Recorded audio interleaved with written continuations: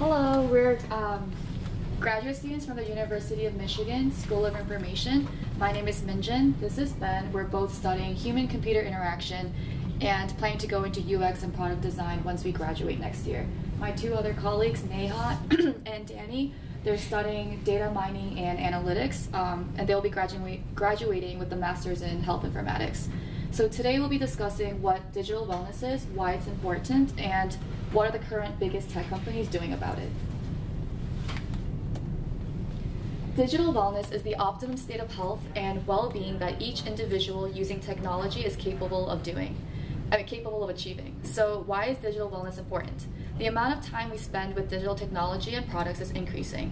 We spend quite a bit of our time utilizing digital products, such as video games, YouTube, emails, Slack, and social media. And to a certain degree, we don't have a choice but to use these products. Now, a lot of these platforms are trying very hard to fight for our attention.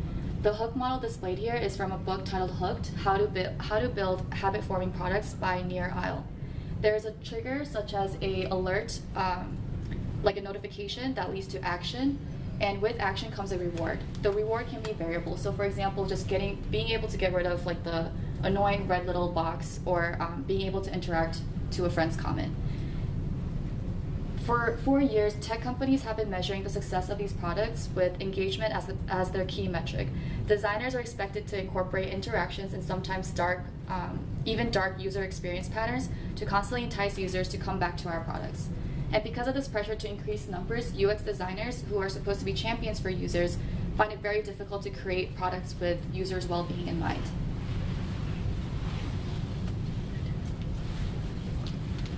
One of the consequences of this battle for our attention is alert fatigue. This term comes from the healthcare industry. The alerts referring to notifications healthcare providers receive in their day-to-day interactions with the electronic health record system. I'm a dental surgeon by training, so I have personally experienced this before. In theory, the more you alert a provider, the better care the patient should receive, right? But too many alerts can lead to alert fatigue, which can be an alarming problem. So what is this phenomena that you've heard us mention so many times? Alert fatigue occurs when one is exposed to a large number of frequent alerts and consequently becomes desensitized to them. Desensitization can lead to longer response times or missing important information. Users are really feeling the effects of all these applications competing for their attention through unhealthy, distracting notifications, this constant barrage of alerts taking a toll on their mental health. Alert fatigue has now followed us into our daily lives as well, and is gaining momentum in the tech industry. One of the things that we as University of Michigan students recently had an issue with last Saturday was an active shooter. Thankfully, it turned out to be nothing but a false alarm, but for about 2.5 hours, we had close to 45 notifications by email, application notifications, text messages, or other notifications from the University of Michigan describing the active shooter, what to do, and where to go. This notification barrage was extremely emergent, and during the time of which it was taking place, it was a reality. We thought there was an active shooter on campus. Like I said, this turned out to be a false alarm, which is why it hasn't been in the news. But for us at the University of Michigan, we really felt that there was a life or death situation taking place on our university. How this relates to alert fatigue is if I would have been working on a project, talking on a conversation with Jira, or a long email chain with my colleagues, and I really wanted to get some work done, these alerts could have easily been turned off had I wanted to get down to work. During that time, I wouldn't have received any of the active shooter notifications, which could have easily led to my peril, or any of my other people's peril, because I may not have been able to do what I need to do. This is the reason we need to be aware of what our alerts are doing and how it affects us on a day-to-day level. My colleague is now going to talk about dark UX patterns and what we can do about it. Actually, no, it's not right. Wait, Danny's going to talk about it. No, it's me. Oh, Michelle's going to talk about dark UX. Yep. Sorry. So for example, Facebook, it has a lot of dark UX patterns. Facebook sends users notifications that are not always applicable to the user. So depending on our activity level, as default, we receive notifications about the activities of our friends. We can receive notifications about a friend sharing a memory, friend updating his status, a friend uploading a video, and etc. So even though the notification is not relevant to us specifically, we see these annoying red alert notifications pop up, and we naturally feel inclined to get rid of the annoyance. And the sole way to remove the red annoying notification is to click on it and come back to the app. Facebook also tries to bait users' attention with a user's attention to increase visit time. For example, when someone is commenting on a post that we commented on, we see animation showing that someone else is currently commenting. While this animation can be useful in heated debates, generally it just makes users curious and entices them to stare blankly at the animation while waiting for someone else's comment to be posted. These design features are dark UX patterns because they're not being designed with users' priority in mind, but rather being designed with the purpose of simply getting users to come back to Facebook as much as possible. There is evidence that users are not feeling the effects of all these products and applications constantly fighting for our attention, and companies are experiencing backlash. These techniques that were meant to increase engagement, ironically, is now leading to a decrease in engagement. All right, it's group activity time. I would like us all to take out our phones and go to the application settings. And the application notification settings. I operate on a Google phone. If any of you have Windows phones, I'm sorry, I have no idea how to use those, or if they even have this option. So we're going to find out to see who has the most notifications from during one day. On a Google phone or Android operation, you go to your settings, application notifications, and then time spent in apps. For an Apple phone users, just go to your settings, screen time, click on your phone's name. On the top right corner, you'd see last 7 days, and that should show you notifications for the week.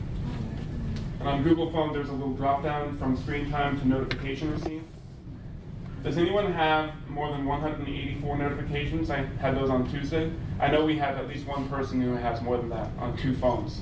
That Mr. Michael has. How many notifications you don't do have you your phone out, sir. This is important.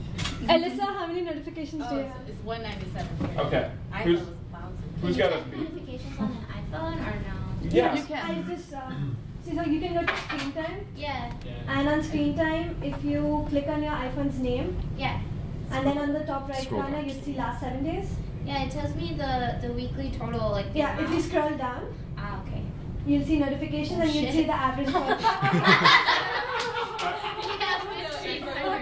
How many? You go over the Android one. Okay, it is under applications, apps and notifications. Go to settings, applications and notifications. This is beautiful. And then go to time spent in apps down at the bottom. Oh, you look like less than half. That's what I was like. Yeah, it's under, Does anyone else have over 1,500? Iris Fatima, the winner. For week. Per week. What's your notification, please? 1,000 G2. Anyone has over 1,500? Yeah, I do. How many? I have 2,006. Oh. Does anyone beat Sarah? Okay, I'm in a group chat that I'm not involved in, but I get like 300 notifications. You see, that's a problem. You're not that, involved that in is it, part of the but problem that we're talking weird. about. Sorry. here, Where you're not even it's not involved, but you get the It's notification. on Do Not Disturb, but it's we'll be still talking counts. We'll be talking does about anyone have like how many do you have? 1,542. okay, I think so. Wow. And I recently Sarah has just 2,000. turned some off last weekend. 2,006. Okay. Anyone have more than 2,000? Uh-oh. Wait. How many we got? I don't know how to. Yeah, no, per day. No, that's the turn. That's 220 per day. Doesn't The seem last like 7 a... days is different from like my normal. What phone is this? It's okay. I'm sorry. I get around. Well, now that we all have our applications open, this sort of thing wasn't able to be found on most iOS devices or Android devices a couple of iterations ago. This design is designed to help us with our digital wellness and being able to turn on and off notifications in a much easier way. For Apple, if you're doing it on an iPhone, which has far and above the most widely sold phone in the market, they allow you to manage the amount of time you're using in an app, and if you go over your time limit, you continue to get a notification like once every 5 minutes that's saying, hey, you need to stop watching YouTube and get back to work. For Android, it's a little bit more pushy. Like, if I go over my time limit on Instagram, which happens all the time, it allows me to turn off the application and it grays it out on the screen. So I have to go back into the settings, turn off the screen time limit to get back on Instagram, which is something I probably shouldn't be doing. And this kind of behavior given to us by Google and Android, or Google and Apple, is really one of the best things we see for digital wellness. And how we're able to give this to all the people who are on such a wide variety of phones and usage really helps us tackle the digital wellness to a wide swath of people. Even though some of us obviously couldn't do it, didn't figure out the phone. Even we might have been winning from there.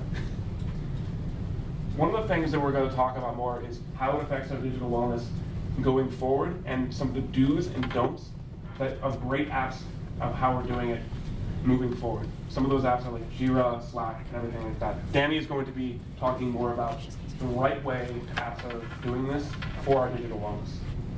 One thing that I wanted to add here was that this exercise showed us how operating systems act as a band-aid over the real issue, but what we want to focus on is how apps themselves should have these design features in them and not rely on the operating system to cover up their notification alert mistakes. Thanks, Neha. So, how many people here are familiar with, say, Jira or some other ticketing system? And how many people? How many people enjoy the default notification settings that Jira sends you? Every time you have a ticket, it sends you an email and stuff. Yep. All right. Yep. So, if you can see on the top, this was just from a Monday morning one day, where one of our professors decided to update a batch of tickets for us, which ensued a slew of emails that caused both my smartphone and my smartwatch and my computer to start vibrating like it was an earthquake. Which, in result, I turned everything off. But if this was an actual job, I can't do that. Yeah, I might be missing important things. I could, but I don't think my colleagues and my boss would be very happy with me. Or, for example, say, my classes sometimes use Piazza, which is a messaging board system where you can post questions and students and instructors can respond to those questions. When I first started using it, I had no idea that it was going to send me notifications every 4 hours, at all hours of the night, telling me who posted what. Even if I never posted on it, it'd be, if you can see in the bottom, 4:30 a.m. So-and-so has posted this question. I don't care what he asked. But there were questions I did ask that did get responses, and it got lost in the massive deluge of emails. So these are the things that, they default to just send you massive amounts of notifications. These are things you shouldn't be doing. Now, how many people use Slack? How many people like the way Slack sends you notifications? Yeah. So if you look at the top there, you might not be able to see it, but this is the decision tree that Slack uses to decide, should I be sending a notification? You can see it's a pretty complex system. It integrates, some default settings, some user settings. It looks at, the different time zones users in, decides whether or not, I might inform some people because it's a Central Time, but if they're 12 hours behind, I may not inform them because it's the middle of the night for them. So default settings that users can change is a good idea.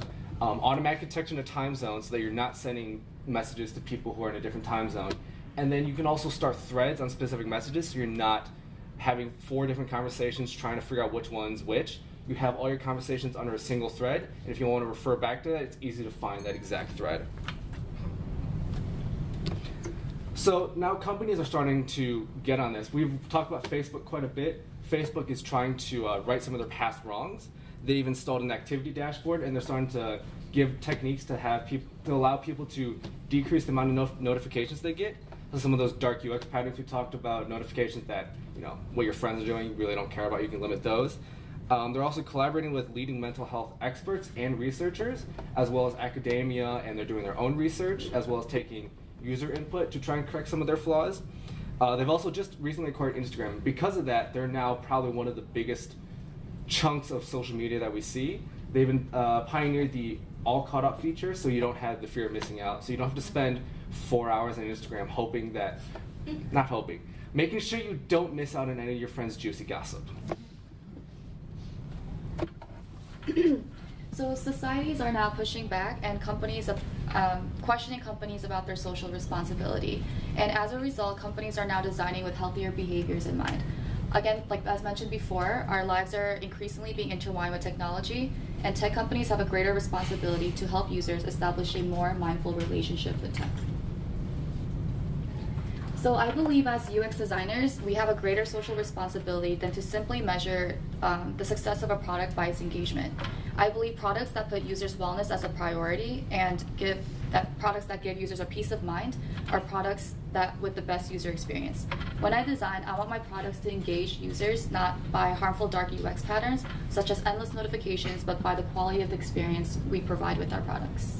If there's one thing you take away from today is that you should have good notification logic. You should take account of the diversity of your teams, whether that's the diversity of time zones, diversity. Some people actually do like all those notifications. Well, I'm guessing most people don't like those notifications. You should take those into account as well. And it's up to the designers and developers to create an experience that's good for the users. From the perspective of a former health professional, we need to be more cognizant of how our digital lives affect our mental, emotional, and physical health. We, as designers and developers, can build applications and notification systems that help and not hinder our work-life balance to create a more holistic digital experience. Thank you for your time.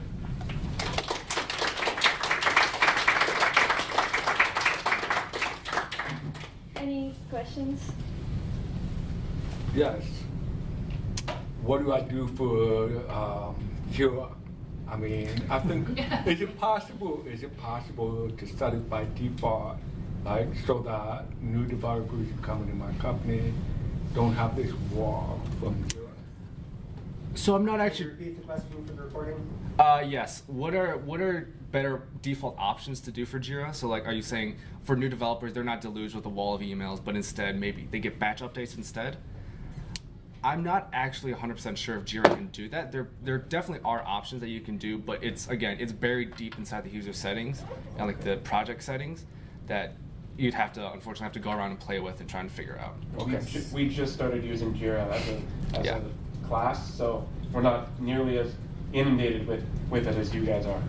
So I know that for Jira, they send like a new thread for every notification, but something that like Apple's working on is combined notifications. So you still get the notification, but it comes into one, and then you click on it and you see. Basically, what I'm saying is I want you to do all the work of finding that. That's why I was asking if you don't have it for me, that's fine. There's actually two issues with Jira. If you're using the self-hosted open source version of Jira, then you have to pay for a product that's fairly expensive. If you're on their hosted solution, they actually have built into that solution some options for doing this. So it depends on which one you're using, self-hosted or Jira hosted. And then if they're Jira hosted, they give you some things free. If you're self-hosted, you have to pay. Well, I mean, just for a normal user license, it's $800 a year or something astronomical. And it's really bad. They really gouge you for the. They're paying for privacy. Yes. That's to do the. So I stopped using Jira. That's okay. I know Sarah has a question as well. Can you repeat the comment for the recording? That there are two different types of Jira. There's the self-pay, and then there's the you can use the Jira hosting options. The Jira hosting options provide you with some options, but for the self-hosting, you have to pay to get the other options, basically. Yep. I know Sarah has a question. Yeah, I have a question about the alerts that you were talking about earlier. So I know you mentioned, or my understanding was that you said that if you had turned on your Do Not Disturb, you wouldn't have gotten that emergency alert from the University of Michigan. And is there any way that you can filter your alert? That was an emergency alert, and I know that I get Amber alerts no matter what my phone is set at. So is there any different levels of settings, or are there alerts that make it through those types of filters in an emergency situation like that? So the question asked is that if, in terms of the alerts, are there settings that we could set our phone on Do Not Disturb for certain alerts and not for other alerts? Am I understanding that correct? I know that some emergency alerts do get through those filters, like Amber alerts. Yes. I'll get them at 3 o'clock in the morning. when my phone is on silent. But I was just wondering in terms of like the Michigan alerts or that types of things, if you guys know if there's any way you can adjust the settings for emergency situations like that. So Amber Alerts are federal. Yeah, they're And federal. so that is a bypass that they have. For private apps, especially even the university app, that would not be possible. Which is why we are telling apps and app designers themselves to make sure that such a situation would not occur, because there are other apps that do send out emergency alerts, like the university app, and we don't want, say, Facebook to send you like 10,000 alerts about different things that your friends are doing, and that important emergency alert, but the university being lost in one of those. I know for text messaging alerts, you can go through and individualize who you're getting the text messages from. Like say, if a person that you, like your significant other is sick, or has health problems or something like that, you can have them always push through and be as an emergency contact. And you can change that individually on the Google Pixel phone. I don't know how that translates to other devices. Yeah, iPhone has like, if you have Do Not Disturb, you can say, okay, but these people Yeah, can So there's a certain list of contacts. people that you can still. And that is also a way around it in the instance of having people who are your emergency contact. But you can't do it by like apps. I don't think so. No. But for the do not disturb option, if someone calls you repetitively, you can also have that like allowed to come through, just in case it's an emergency. Do we have any other questions? What happens if we go ahead? Yeah, what? What happens, in your opinion, if like where does this lead if behavior doesn't change by app developers? So the question is, what would happen if app developers do not change their behavior? I think it's really coming into the perspective of we're becoming the phone that cries wolf. The boy that cries wolf, he never got taken seriously. And the more alerts and the more notifications we get, the more things are lost in the cracks. And the way that you look at an emergent situation like the active shooter, we didn't have the ability, if important things get filled in with all of the other BS that happens, it begins to dilute everything. And as everything gets diluted, it becomes less and less important. And these notifications, what's the point of a notification if you get one every minute on the minute for 24 hours? You just don't care. I'd answer your question based on where we took the term alert fatigue from. So it's only now coming into play in tech industry, but it has existed in the healthcare industry for a while. And one of the effects that we've seen in the healthcare industry of alert fatigue is that doctors become desensitized to it. I did mention that there as well. And sometimes what happens is when there's constant beeping, we just assume it's for the regular processes that has been going on, and we might miss the emergency alert that I need to be in the OT right now. Because as the patient that I just sent for a regular checkup to the nurse had an emergency, asphyxia, and he has been sent to the OT and I need to be there. I might miss it out because I'm assuming that the beeps are for the regular processes because I get notified at each step that the patient goes through. What were you going to say?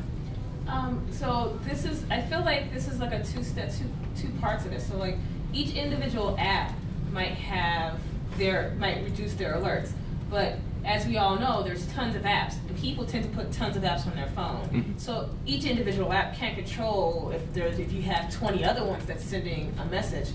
I would think then the only solution in that case then would be that having options on the operating system to choose how often certain apps give you an alert.